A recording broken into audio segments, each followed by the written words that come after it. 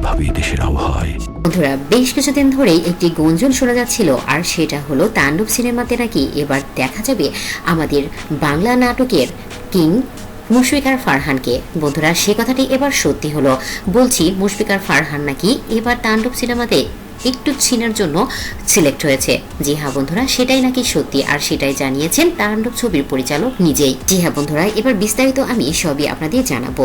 বন্ধুরা, কিছুদিন আগেই কিন্তু তাণ্ডব ছবির টিজার যখন রিলিজ হয় তারপর থেকে কিন্তু গুঞ্জন শোনা যাচ্ছিল যে শাকিব খানের তাণ্ডব ছবিতে এবার দেখা যাবে মুশফিকার ফারহানকে।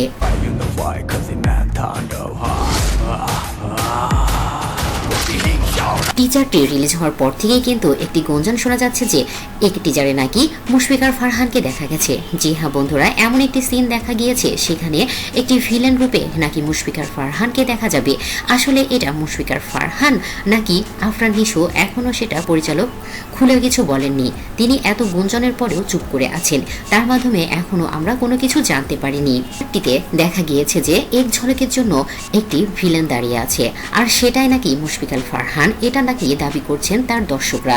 আসলে এটা মুশফিকার ফারহান নাকি আফরান নিশো তা আমরা ট্রেলার আসলেই জানতে পারবো। জি হ্যাঁ বন্ধুরা, যেহেতু পরিচালক এখনো চুপ করে আছে তাই আমরা ট্রেলারের অপেক্ষায় আছি, অথবা এর থেকেও বড় চমক হয়তো আমাদের সবার জন্য অপেক্ষা করছে। তো বন্ধুরা, ট্রেলার আসা পর্যন্ত আমরা অপেক্ষা করতে থাকবো আসলে এই ব্যক্তিটা কে, এই ব্যক্তিটা মুশফিকার ফারহান নাকি আফরান নিশো।